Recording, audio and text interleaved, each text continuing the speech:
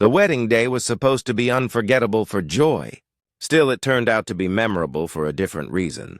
Flowers decorated the garden, music floated through the air, and guests were ready to celebrate love. Yet just beyond the fence, a neighbor watched with suspicion.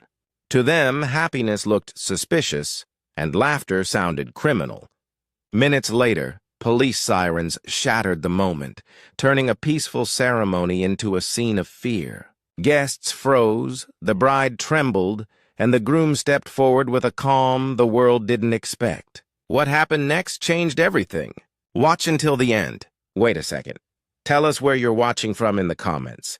And don't forget to subscribe for more powerful stories like this. The ceremony took place at a private outdoor venue. White chairs, long tables, fresh roses, warm lights, and a gentle breeze that carried a sense of excitement. Families dressed in bright colors arrived with gifts. Children played, elders smiled proudly, and the bride held a bouquet with shaking hands of happiness. Every detail was legal, approved, booked, and paid. The couple had worked for months to build this moment. The groom promised himself that nothing would disturb the day. But in the house next door lived a neighbor who had glared since the first decoration arrived. Every car that parked, every guest who stepped out, every laugh that filled the air made the suspicion grow stronger.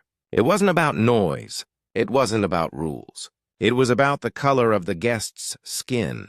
While everyone else saw celebration, that neighbor saw danger. The couple didn't know it yet, but racism was already walking toward them. Just as the ceremony reached its most beautiful moment, sirens blared, slicing through the calm. Police cars rolled into the driveway, tires grinding against gravel. Uniformed officers stepped out with rigid posture, eyes scanning the crowd as if searching for criminals. The music stopped. Guests turned still. Children hid behind their parents' legs. The bride felt her heart sinking as her dream day twisted into a scene she had only heard about in stories of discrimination. The groom clenched his jaw but remained in control, knowing how quickly these moments could turn dangerous.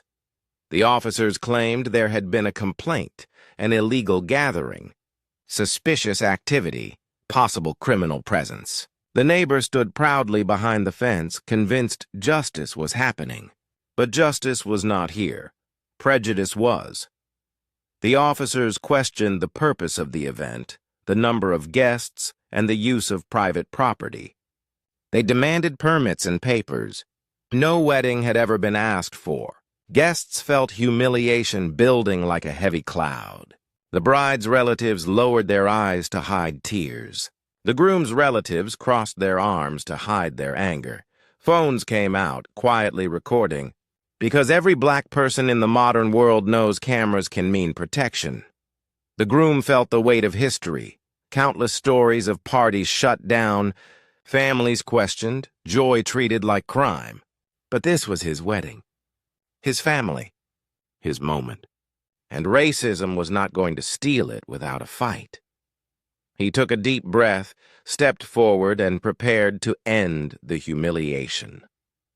With every guest watching in silence, the groom strolled toward the officers. Not a single fast movement, not a single sign of anger. He knew how quickly things could change. The officers stiffened, hands near their belts, ready for anything. The groom reached inside his jacket. Gasps filled the air. Even the bride held her breath. But instead of trouble, he pulled out something that transformed the entire scene. His police badge. Not a small card. Not a simple certificate. A real badge from the same force standing in front of him. The officers froze. The neighbor behind the fence lost all confidence. The groom wasn't a threat. He was law enforcement. He protected the same community that refused to accept him. The entire wedding watched prejudice collapse in real time. Embarrassed, the officers backed away.